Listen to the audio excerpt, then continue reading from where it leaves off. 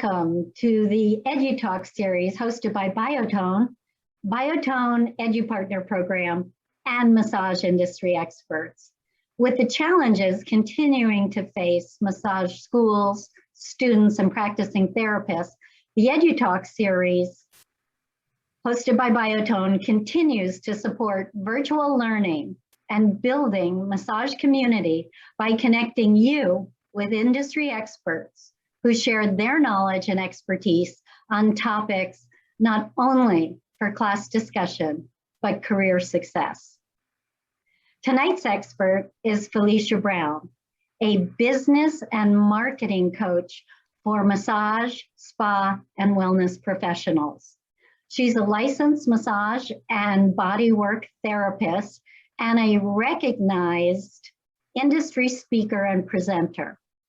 Felicia is author of 2 well-known massage and spa business success books, which she recently reviewed for us in the new EduTalk author series, which can be found on biotone.com under the blogs and EduTalk page or on YouTube.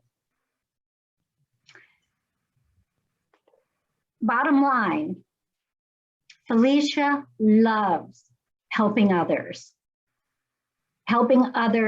avoid obstacles, overcome challenges, and realize career success.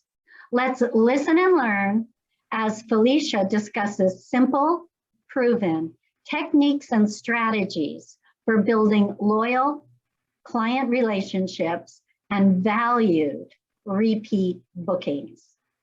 She'll share how to get clients to rebook and how to grow a thriving practice by simply streamlining efforts, struggling less, and reaching new clients effectively.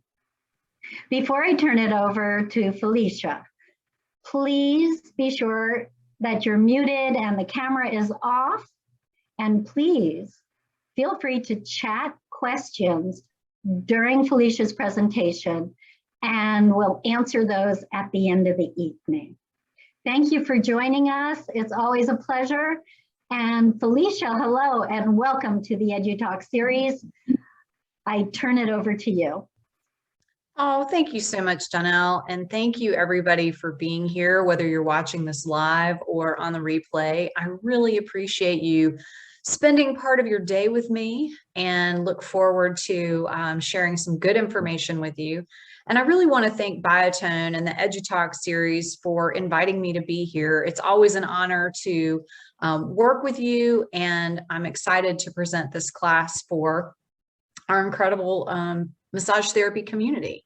So I'm going to share my screen, something I still have to work on doing with ease. So give me a moment while I struggle with my own technological savvy and issues, but we should be able to get it here in just a second. Oh, I see I've got us at the very end of the presentation, so that's not where we want to start.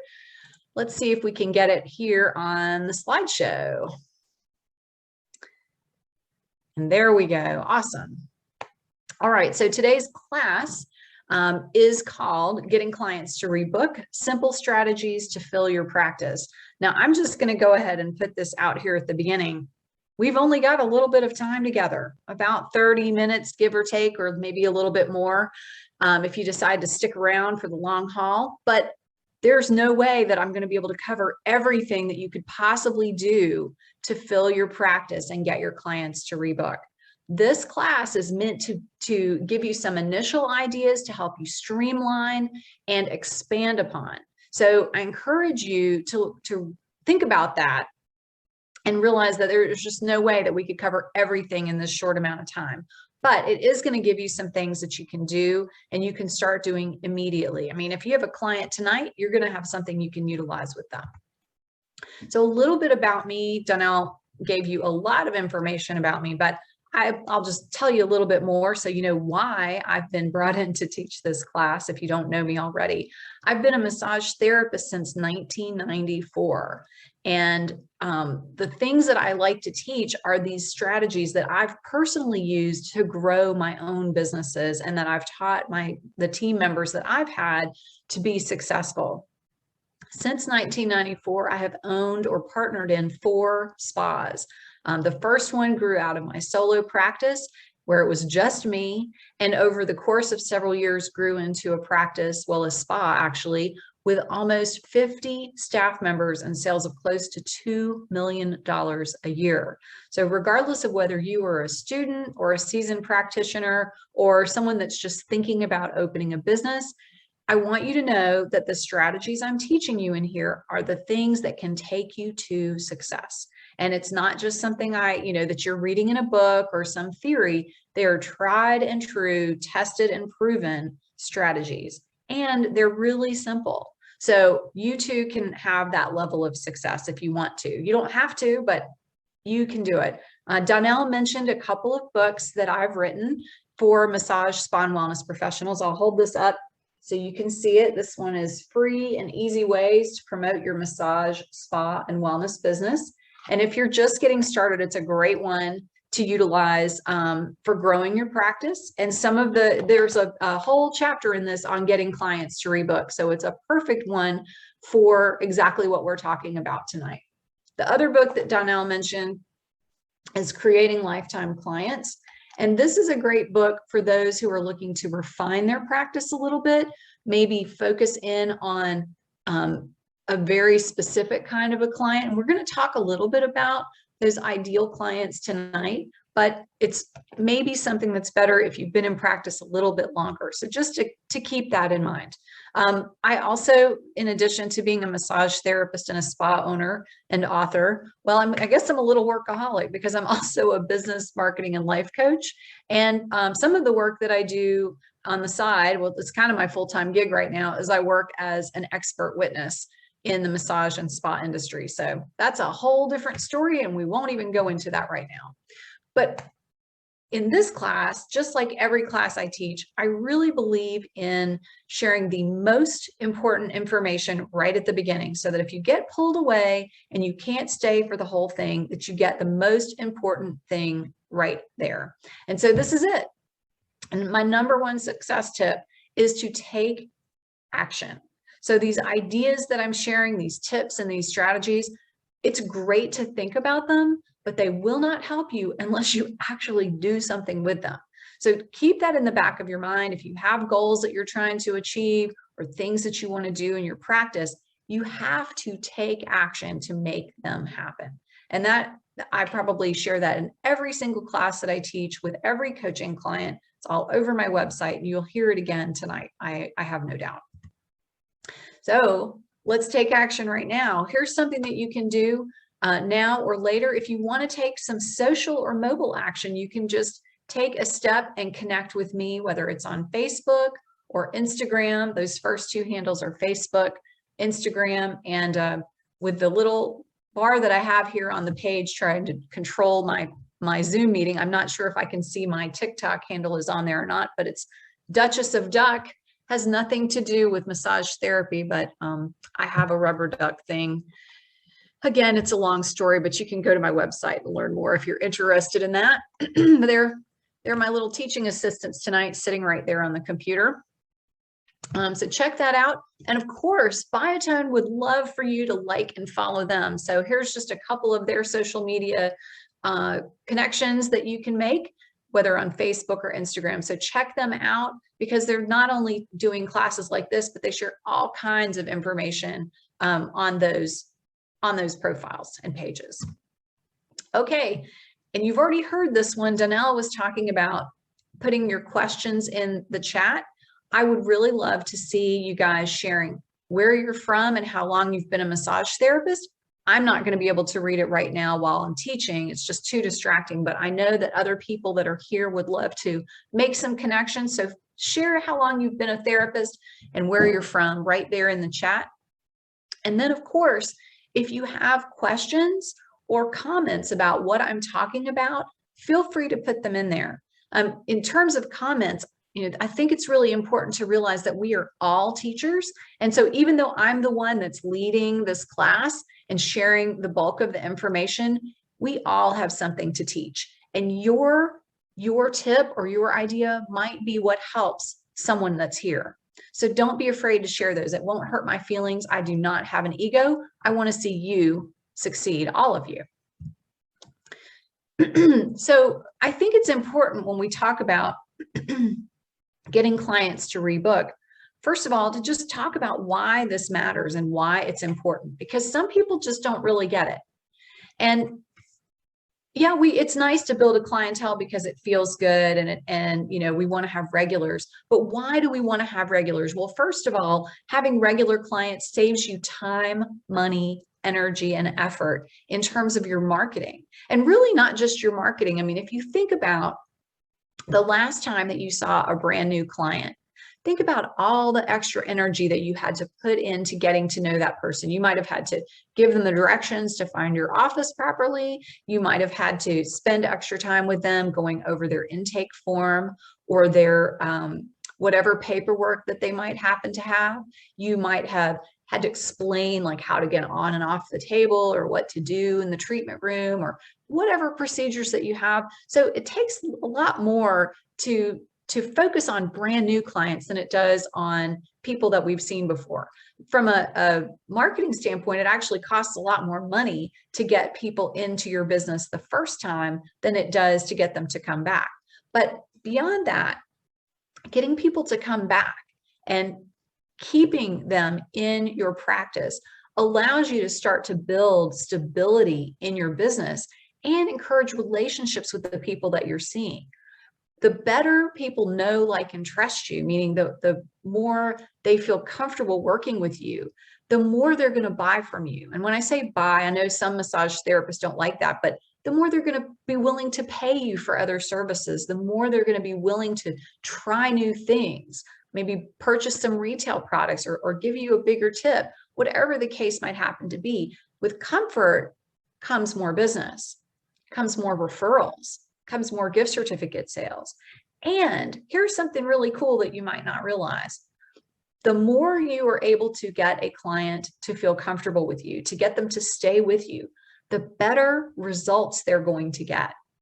Why is that? Because they trust you. They trust you and they feel good with you.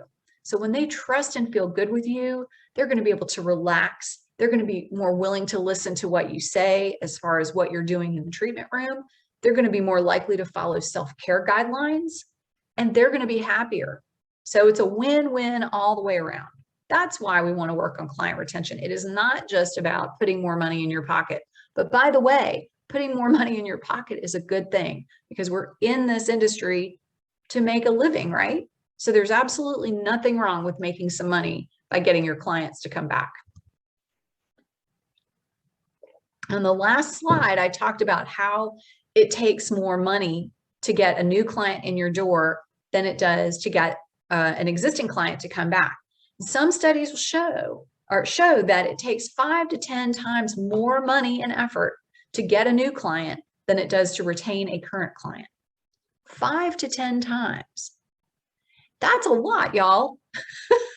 I mean, do you want to work 5 to 10 times harder to get someone new to come in? Or would you like to spend a little bit less effort to get an existing client to come back? I mean, it's pretty easy to me which one is the choice here.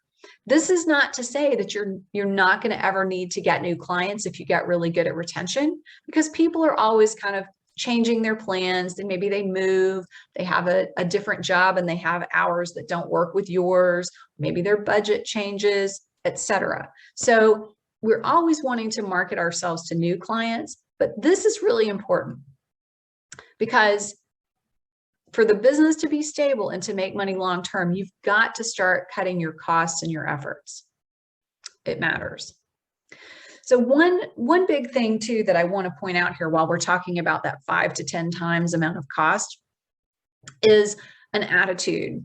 And that attitude is the idea that someone isn't an important client. So you might notice I have Groupon posted on here, and some people may not have been familiar with Groupon, using it as a marketing method for massage therapy. And in some places it's not allowed, but let's just go with the theory of Groupon and not worry about whether you can do it or not, or whether you are doing it or not. Groupon, for those that don't know, is a service that people sign up for to get heavily discounted offers sent to them for personal services, for concert tickets, restaurants, and what have you. Well, in relation to massage, what you often see when it's promoted on there is that people, the massage therapists or the spas, whatever kind of business it is, are discounting their services pretty significantly, sometimes as much as or more than half off. So if you think back to what I was saying over here on this last slide, that it takes 5 to 10 times more money and effort to get a new client, then you can see how that relates specifically to Groupon. If you're cutting your price in half just to get someone to come and try you, then that's a huge discount. And what happens a lot of times in businesses that are doing this type of advertising is that the people doing the massage, whether that's the owner, that could be you, or whether it's someone working in this business, is that they think, oh, well, it's just a Groupon. I don't have to try hard for them because they're not going to come back. You might think that about someone that's visiting from out of town, or perhaps someone that has a gift certificate. It's what I would call transactional thinking, meaning you're only thinking about this visit right here. You're not thinking about the possibility that this client, whether they came in from Groupon or a gift certificate or while visiting their sister, might have a larger impact on your business. And I want you to just contemplate with me what could happen if they came back, because they could, but not if you have that transactional one-time visit sort of thinking. But let's just imagine what would happen if you were able to get clients to come back, whether it was from a Groupon, or let's call it a gift certificate. Let's say that they have a gift certificate from their sister and they only come in one time. Well, maybe that gift certificate was purchased for $80 to come and see you for a 1-hour session, or whatever your price is. This is just kind of an average number that I see in the area where I happen to live. So if it's a gift certificate client that you see only one time, you get your $80 and that's it. But if you're able to get that client to come back just once more, then you double your money to $160. So when you think about maybe what it costs to get that brand new client, suddenly it feels a little bit more worth it, doesn't it? And then what happens if you're able to get that brand new client, that gift certificate or that Groupon client, to come in once a month? You know, in the case of Groupon, this $80 fee, by the way, in the first session is probably only $40 and maybe less than that once Groupon takes their cut. So that first $80 might be a lot smaller. I should say that first amount of revenue from a client. But if you can turn someone into a once a month client, look at the revenue that's there now, $960 that you've brought from that one client. And let's suppose that that person becomes a regular. Well, now you've got almost $3,000 coming in from that person. So you can see how it starts to add up. I realize my math here is wrong because I'm using two different formulas with once a month and a 5-year regular. So maybe we would be someone who's been coming in for 6 years. But whatever the case, what I want you to look at is the impact that getting one person to come back to your business can have. It just requires changing your mindset. So that's one of the easiest things you can do to start getting clients to come back, is to realize that every client has the possibility of wanting to come back. I mean, sure, there's some that are going to say, hey, I'm just here for the gift certificate. Don't ask me anything else. But the average person, if they've made it into your business, is at least contemplating the idea of coming back again. And it's your job to help them follow through on that. So this is a point at which, when I start talking about, asking people to rebook, that I notice some people kind of get a little scared. And if you're not one of them, that's okay. But I want to just share an analogy that I came up with a few years ago for those that are scared of rebooking. I want you to think about the last time that someone you know had a party that you didn't get invited to. Could have been a holiday party, could have been a birthday party, family party, who knows what it is, doesn't matter, some other type of event. And you're friends with this person, you like them, you would have gone to the party had you been invited, but you didn't get the invitation. And on Monday morning after the weekend, you hear other people talking about how much fun the party was. And your feelings are hurt. You think, what the heck? How come I didn't get invited? Did I do something to piss this person off? Are we not really the kind of friends I think we are? Oh gosh, did I do something to hurt their feelings? Maybe they don't really like me. Do I smell bad? People start going through a list of, reasons why they weren't invited to the party, and they aren't so much fun. Well, when you aren't inviting someone to receive a massage after they've been on your table, when you let them walk out the door without inviting them to come to your massage party, then they may go through that same list of reasons why you didn't invite them back. Was I a bad client? Did I smell bad? Oh, I didn't shave my legs. Oh my gosh. Well, I wouldn't want to massage these hairy legs, and I don't blame them for not wanting to either. Did I say something or do something to offend the massage therapist? Or how about maybe they're not taking new clients? They don't have room for me. They don't like me. On and on. You think about the tapes you've played in your mind when you haven't been invited to that party. And I promise you that when you are not asking clients to come back, they are coming up with their own tapes. They are making up a list of reasons as to why you didn't ask them to come back. And I've heard it. I've heard it from the clients. I've been the client and wondered the things myself. So the next time you think, oh, I'm too embarrassed or too shy or too nervous to invite a client to Rebook, I want you to think about how you felt when you didn't get invited to the party. Just saying. They can turn down the invitation, but at least they will know you cared and you wanted them to come. So that's kind of the mindset I want you to think about. So with that in mind, basically, there's really 3 main steps that you've got to take to get clients to return. And we're going to talk about each of these in a little more detail. The first step, and if you're working for someone else, this may be a little bit trickier, but it's not impossible. Just takes a little bit of finesse. And that's something we could talk about one-on-one, or you can ask a question about at the end, or do coaching with if you want a lot of help. But first thing is marketing your services to the right clients. So what that means is making sure that the people you are bringing in actually want what you do. I see plenty of people mismatch that and unable to understand why people aren't coming back. But the bottom line is the services that they're offering don't fit the people that are coming in to get them. Okay, number 2, provide the right services at each session. So sometimes it's not about having the wrong client in your treatment room, but it's about offering them the wrong service. So this is basically, checking in with people to make sure you understand their reasons for being there and that you're delivering on what it is that they're asking for. And we'll talk about that also in more detail. And then finally, making it easy for people to come back. And that seems pretty simple, but when you don't invite people to the party, they may not know there's a party going on, right? So if you aren't making it easy for people to rebook, they may not know it's a possibility. So these are the main 3 things that you've got to focus on to get clients to come back. And we'll look at each of them in more detail. So the first one is knowing who those right clients are, knowing who you serve best. And this is looking at beyond like the type of conditions that they might have or what techniques you specialize in that they're wanting, but it's also looking at how you can be of benefit to them, what their problems are, what their specific needs are, and honestly, who they are as people.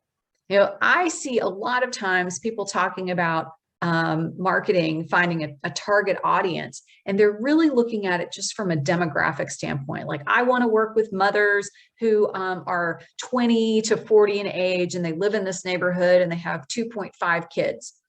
And that's helpful information. But to me, that doesn't really get to the heart of what makes my ideal client ideal. Some questions you might ask yourself to kind of unravel this knot of a question is, who do I want to see? When I say that, like, who do you enjoy working with? For those of you that are students and that are new to massage, you may not know the answer to this yet, because you want to work with everybody, right? You just want to get people on your table. And if you're starting a business and you're really ready to make some money, make your tuition back, you may feel this way too. You're like, I don't care if they have cash in their pocket, I'm ready to see them. But the longer you're in business, the less you feel that way, because you start to notice that you feel more energized by some clients and less energized by others. So if you've been in practice for a while, you know what I'm talking about. So think about who it is that you really want to see, and maybe think about what those people are like. And it's not just, oh, well, they have tennis elbow, but maybe it's like, oh, they have tennis elbow and they also happen to be nice people. That's a little oversimplification, but I personally like working on nice people. So getting a little bit more detail is helpful. Also, questions like, where can I find them? And then, of course, what do they want and need? So I personally like putting this information together in what I would call a persona, like a descriptive paragraph that explains who they are. But you might be more comfortable putting it in sort of a wish list format, as far as like, okay, well, my ideal client is going to have all of these qualities, or all of these specific needs, and then you can kind of check them off. But I happen to like to write descriptions. And so I'm going to share my ideal client description. It's actually in both of the books that I mentioned before, because they're both part of what is in there is about defining your ideal client. And I think it bears repeating. I'm honestly still working on who my ideal client is for different parts of my business. It's something that it continues to get refined deeper and deeper and deeper. So it's not like a 5-minute exercise. For me, it's been a almost 28-year exercise.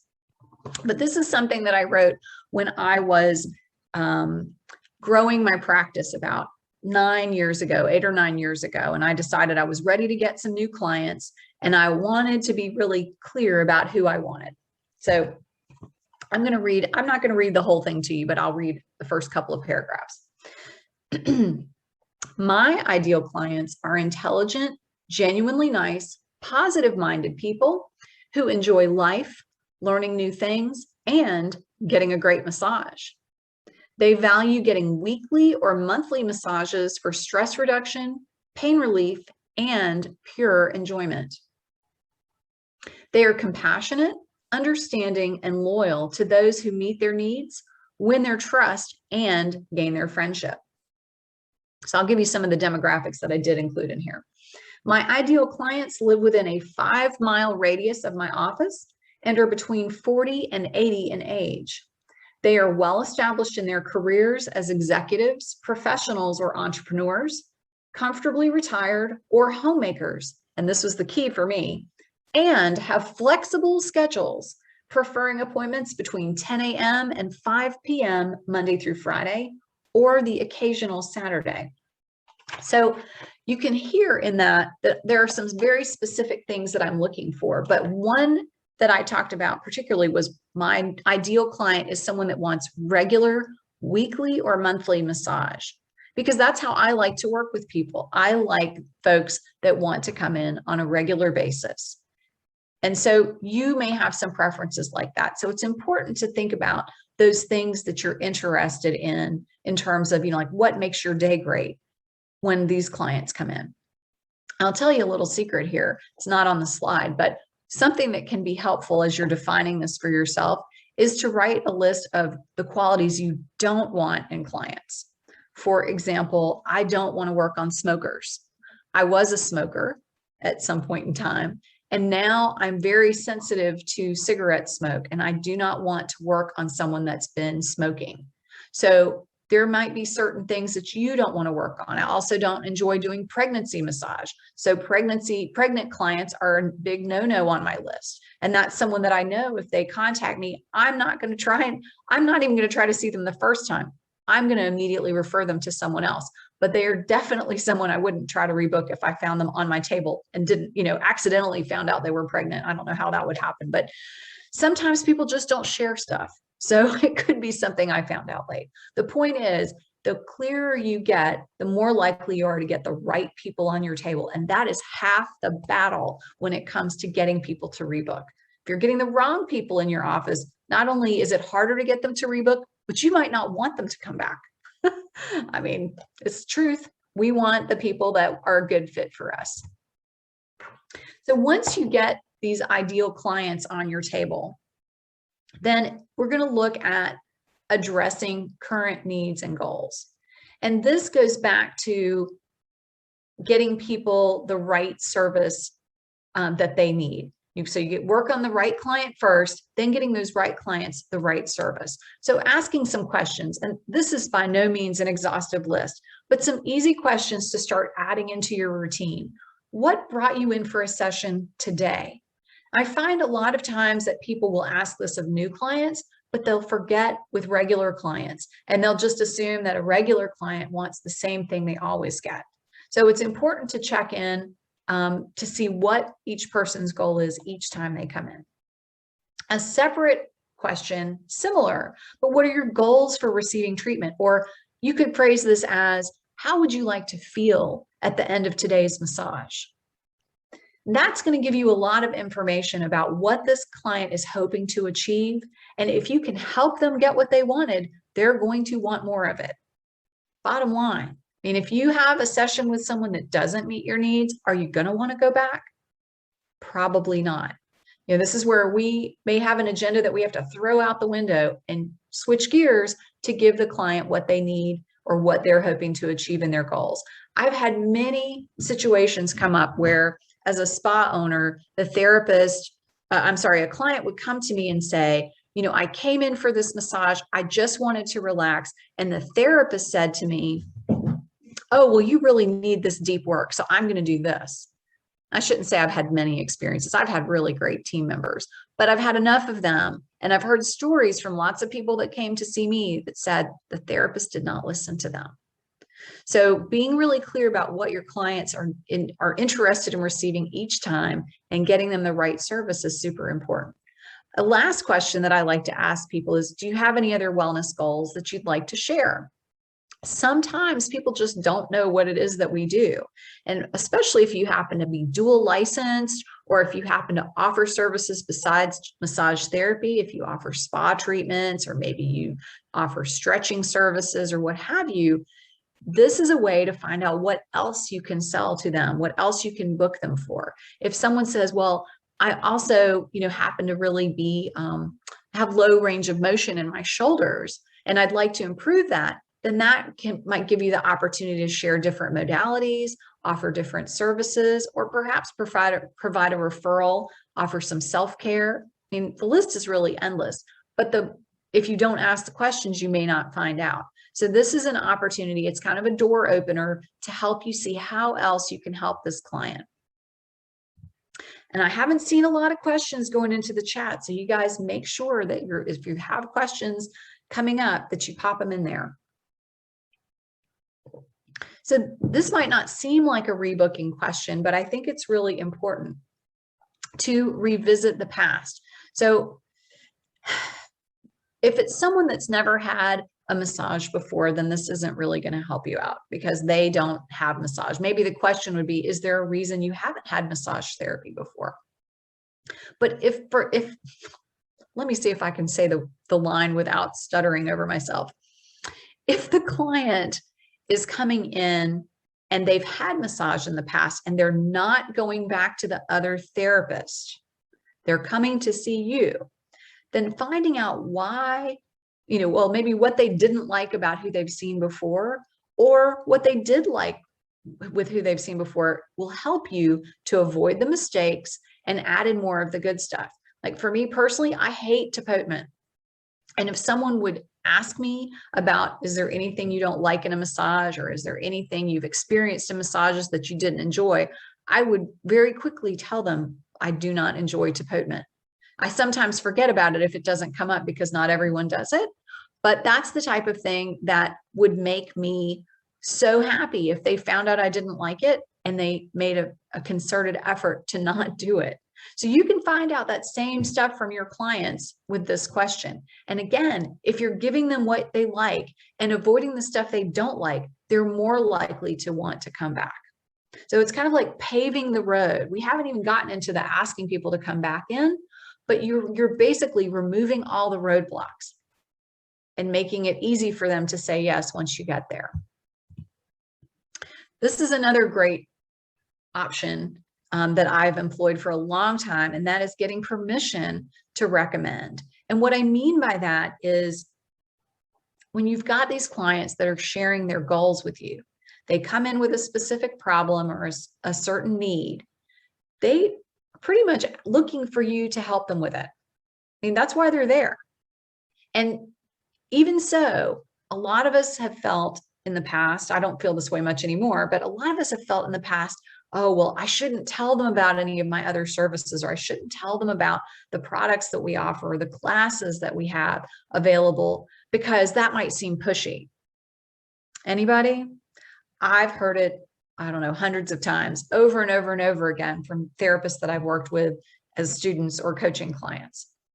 So asking this one question and getting permission to recommend future services, or you could just say anything that could help the client with their goals, should be one more gate opening to you asking them to rebook.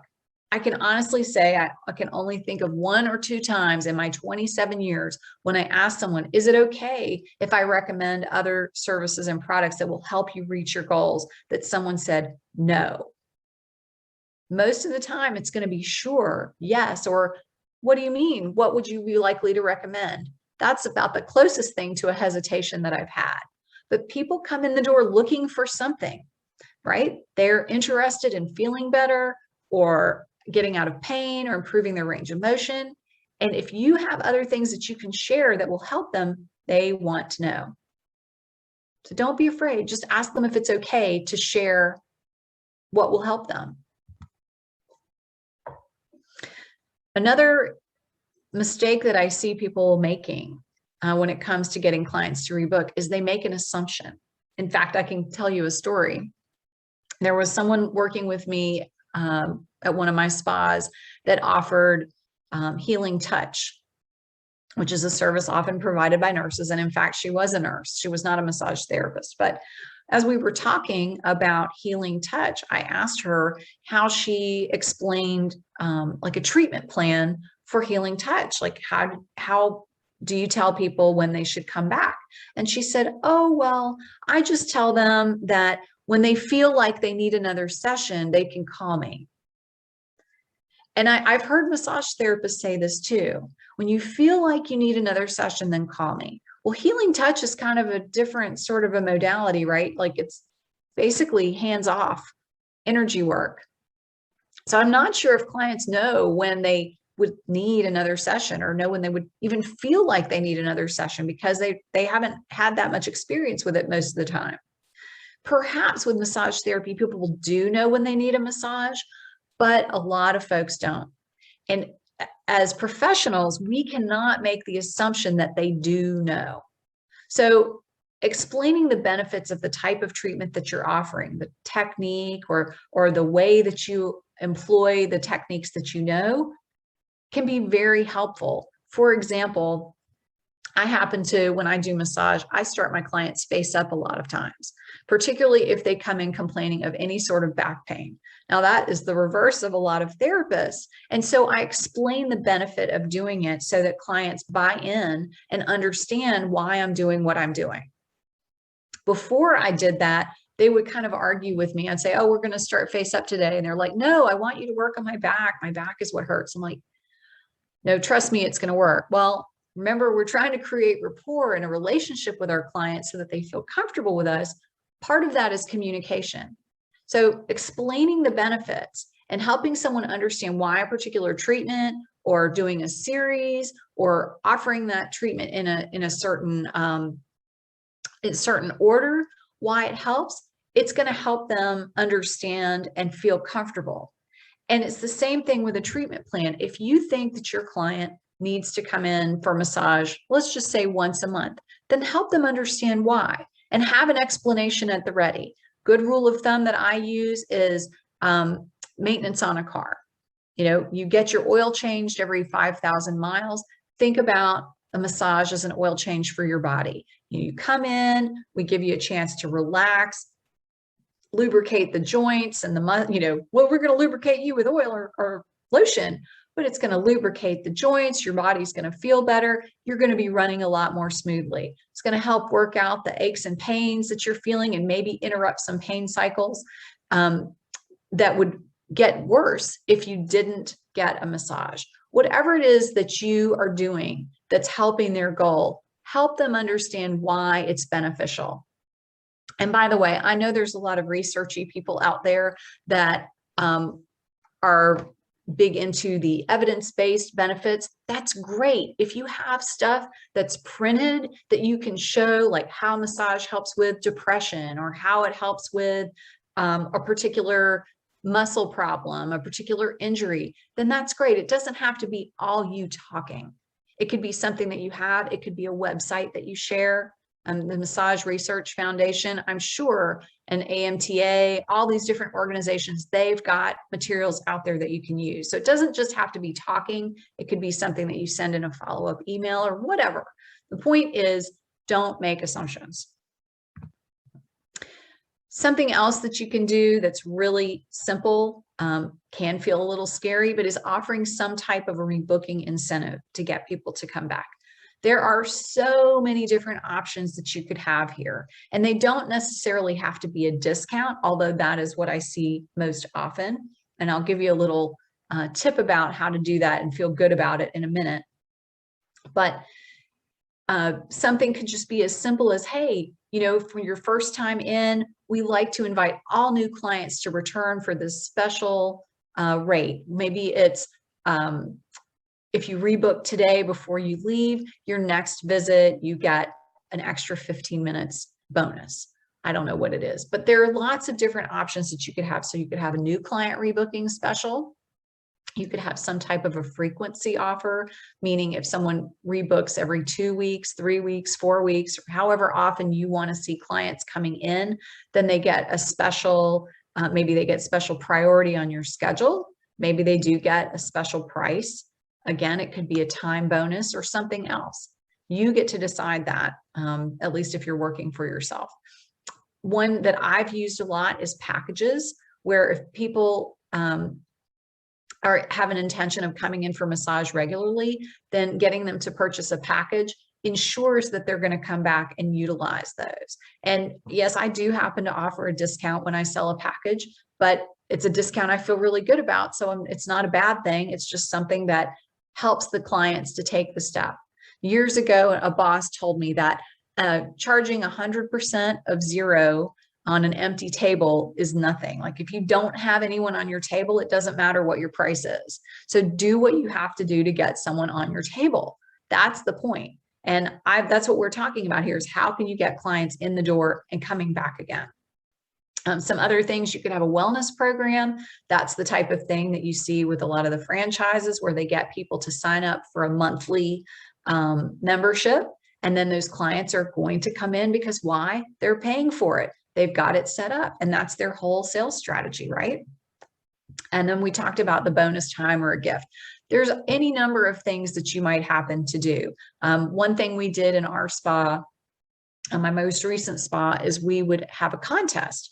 So when people rebooked, they would get their name entered into a drawing, and the drawing would be for, like, you know, a free hot stone massage, or maybe it was a free product of some type that we would draw for at the end of the, whatever the contest period was. If it was monthly, we draw for it at the end of the month.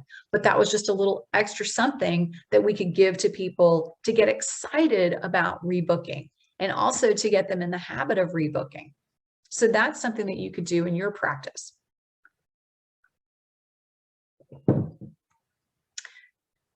Something else that can make rebooking easier is making it easier. I can't tell you how many times I see the mistake of not being able to figure out how to get an appointment with someone again. There's so much technology out there available. It shouldn't be complicated.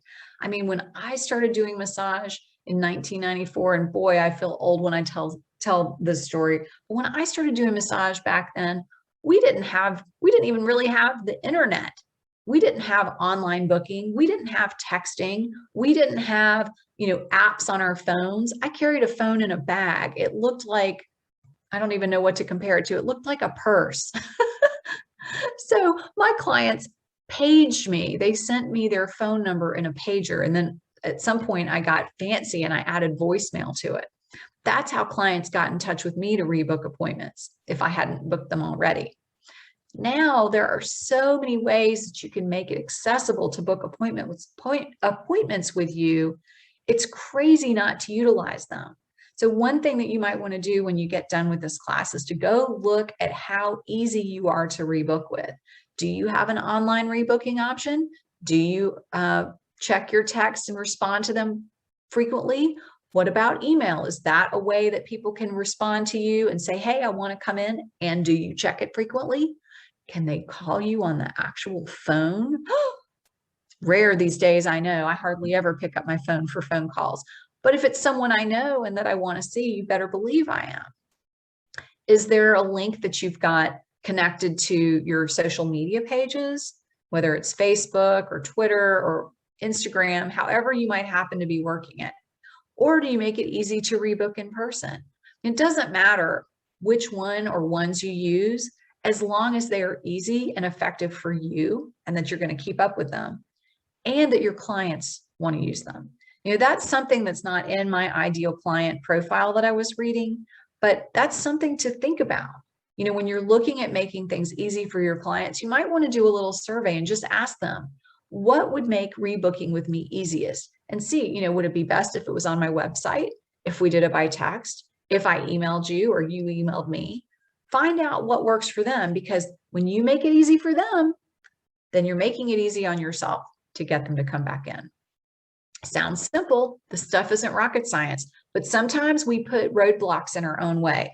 Just recently, I'll give you an example with me. I've been redoing my website. The FeliciaBrown.com that you see listed here with my picture is new, and it's really focused on my coaching business. Well, when I started taking a look at how people can reach out to me for coaching, I realized that I wasn't making it easy at all for people to find how to schedule with me. And I thought, gosh, this is silly. I teach this stuff to people. Why am I not doing it? And it was just an oversight. It wasn't like any big thing. It was just, I wasn't looking at it through the eyes of a client trying to book with me. So maybe that's the thing to do, is to go and look at all of your stuff as if you were a client and you'd never been there before. Try to see if you could figure out how to rebook with you through your different resources. And the last really big tip here is invite people to the massage party. I mean, as I said, this stuff is really simple, but this is the one thing I see people forgetting to do. And that is to simply just ask their clients if they want to come back. There are better ways to phrase that question. And I definitely would rather say to someone, for your next appointment, would you prefer Thursday or Friday? As an either or, because it's giving them two options to say yes to. But when you're getting started, if you haven't been making a practice of asking people to rebook, a yes or no question is going to be simpler for you. Would you like to reschedule your next appointment while you're here? Say it with me. Just take a deep breath. I know you can do it. Would you like to reschedule your next appointment while you're here? Keep saying it. If that feels uncomfortable to you, go look in the mirror and say it a few more times until you can say it without hesitating or stuttering, and you've got a smile on your face. Would you like to reschedule your next appointment while you're here? Or even, I really enjoyed working with you today and would love to see you again. Would you like to rebook? Find what works for you. And if that language is uncomfortable or you don't feel good about it, again, I've got a book with a whole chapter with scripts in it on getting clients to rebook. It's on my website. You can find it there. Free and easy ways to promote your massage, spa, and wellness business. But getting clients to come back is not that hard. This step, this last step, is really the first one. Ask them. Every client, after every appointment, just do it. If all you do is this one thing, it's going to improve your rebooking tremendously. I promise you. And if you practice that for a few days, week, and you start feeling comfortable with it, then you can start adding some of these other ideas in. If you get the book with the scripts, if that appeals to you, then it's going to give you some other ideas about how to weave in rebooking, little tools and tricks to plant seeds. It's not that complicated. It's just doing it. Here's something else that's not complicated. Set the example. When I was first in practice, I had a lot of new clients, just like anybody else would. And when they would come in for that first time, and sometimes it was a few times after that, when they're asking me questions about massage therapy, and we would inevitably come to, well, how often do you get massage therapy? And it was really awesome to be able to say, oh, me, personally, I get massage once or twice a week, and be truthful. Because I did. I was seeing so many people. I saw somewhere between 30 and 36 clients a week back in the day.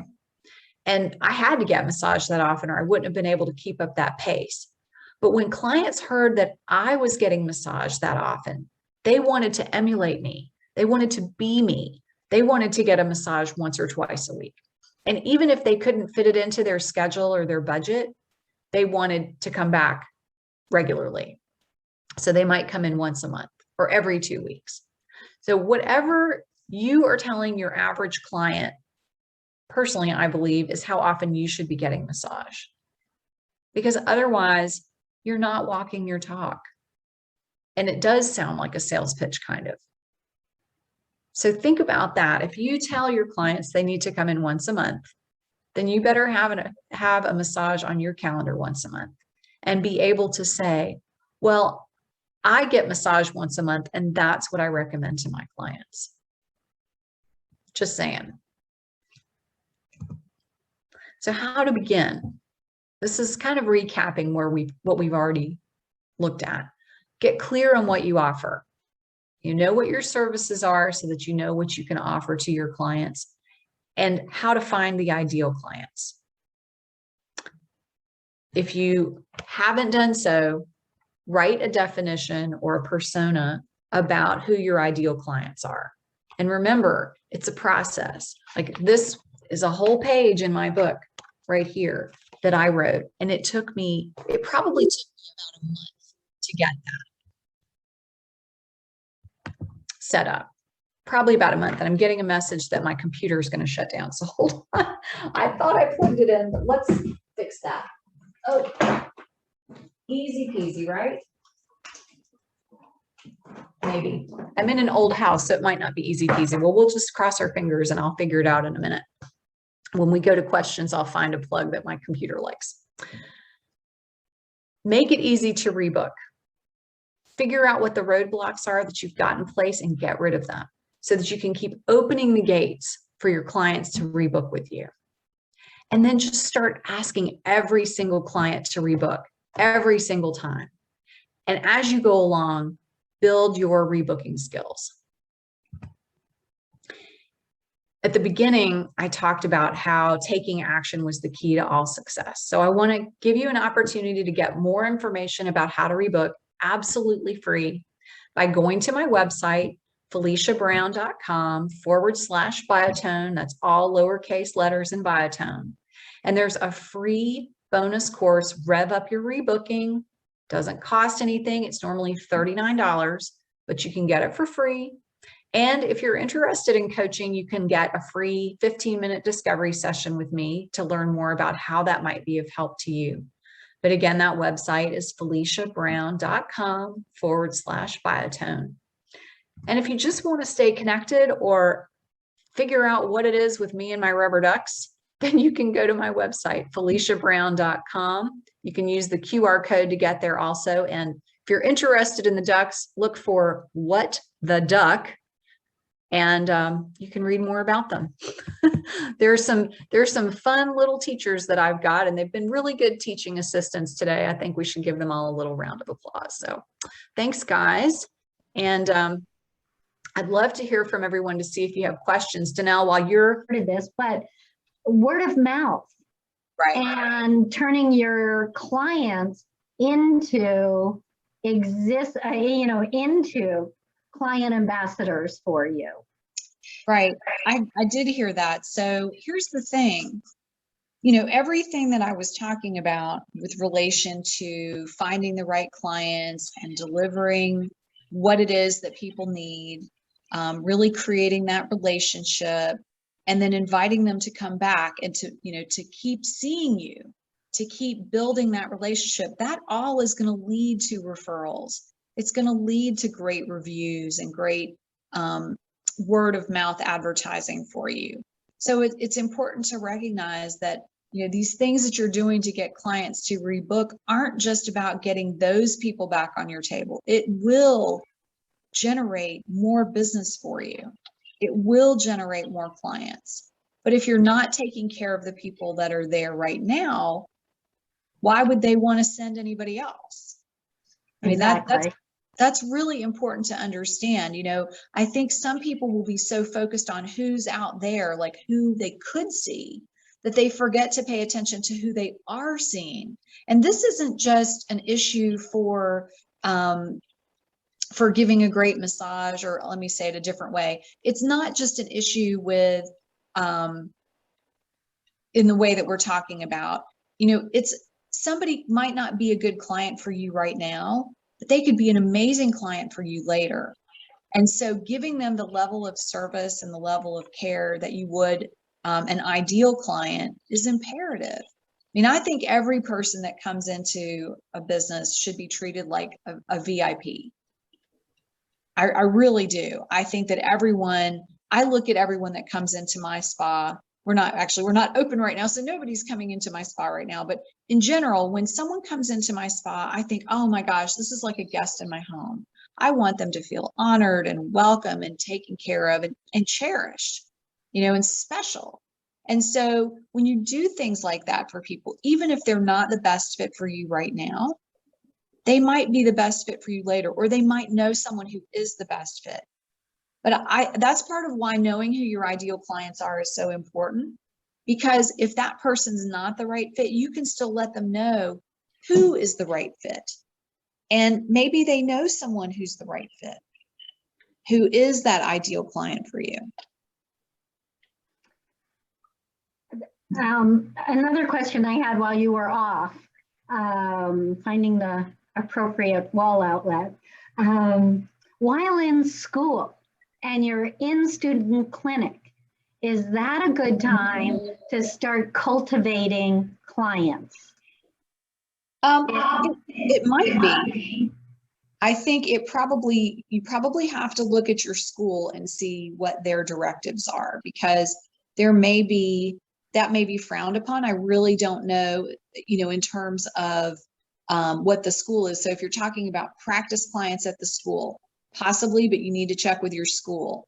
But I will tell you, a young lady that I know in Florida, when she was a student, she joined a professional association and got involved in the professional association as a student.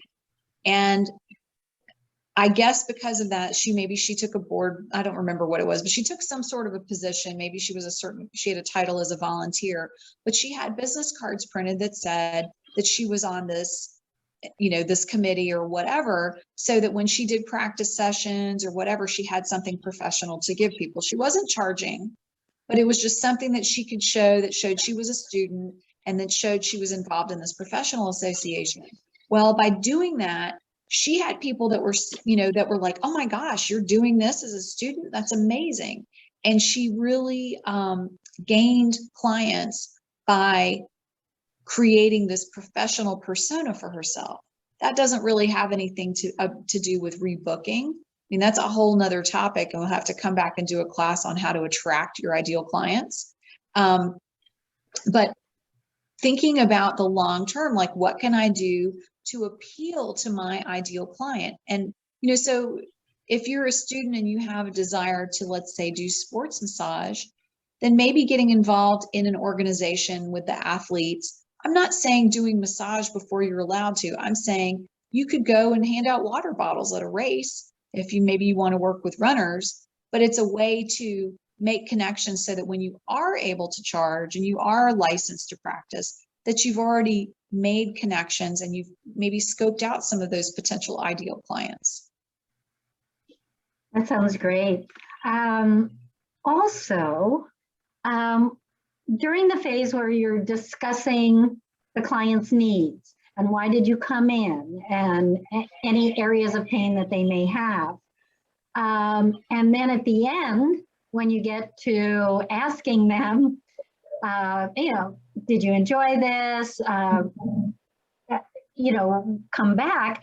Is that an appropriate time to say, for this particular issue that you came in to see me today, I would recommend that we tackle this with this schedule of appointments? I mean, is that something that is good? And six appointments down the road, this will be history. Does that make sense? Yes, it does. And I do think that that makes sense. What my experience is newer therapists don't feel often that they have enough experience to be able to say, oh, I can take care of this in X amount of visits. And so, and I also think that you don't necessarily want to make promises on what is a definite. I tend to give what I consider the most likely or a possibility of what I think it will take, and use broader terms rather than just saying, oh, come in 3 times and that issue will be gone, because you just don't know. There's so many variables. Right, you don't know. Including like, what is that person doing to make things worse between appointments? So exactly. So you have to keep things in mind, but certainly, I mean, setting a treatment plan is definitely an option. I mean, this is a short class and it actually went much longer than I thought it did. So I don't think that I mean, we could talk about this for hours and hours. This is just an idea, to give people a starting point as to things that they can bring in. But using a treatment plan, absolutely. If you feel confident sharing, like, I'd like to see you once a week for X amount of weeks, I think that speaks volumes to clients, and it gives them some confidence in you as a professional. If you just said, oh, I don't know, just come back whenever you feel like it, and they're dealing with a particular injury or issue that you could help them with, I don't know, would your doctor say that? Would your doctor say, oh yeah, that broken leg, well, you just come back when you feel like it? No, they wouldn't. And it's not the same, we're not talking about prescribing. We're talking about utilizing the techniques and the knowledge that you've been trained with to help this person reach their goals. It's not like you're saying, oh, well, you need to go and, or writing them a prescription for something. You're talking about coming to see you for the services that you offer. Well, let's end it there and wrap it up. And if people do have questions, the best way to reach you would be through your website. If they go to FeliciaBrown.com/biotone, that's going to take them to a web page that is going to get them for the rebooking class and the coaching information. That discovery session it's free, and they can get in touch with me through that. Or you can go to my email, which is a different website handle, but it's Felicia@Spalutions, SPALUTIONS.com. And but I promise you, through all the things that I've shared, you'll be able to find me one way or another. And that's good. Make it easy.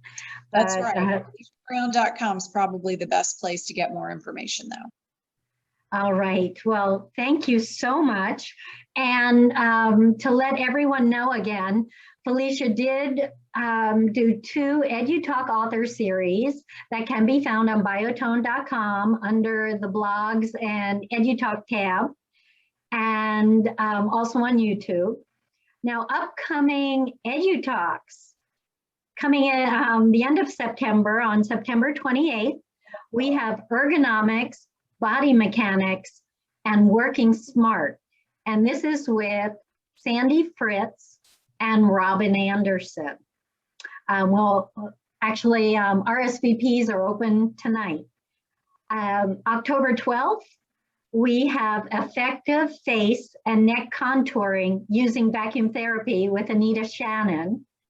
And she presented an EduTalk earlier this year, which is also on the biotone.com site in the EduTalk library.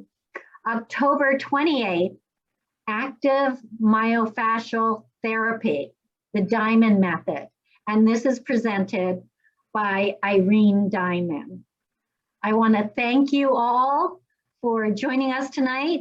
Felicia, valuable information, simple steps, and just logical, intuitive ways to really connect with clients and start building that business that you want it to be. Thank you very much, everyone.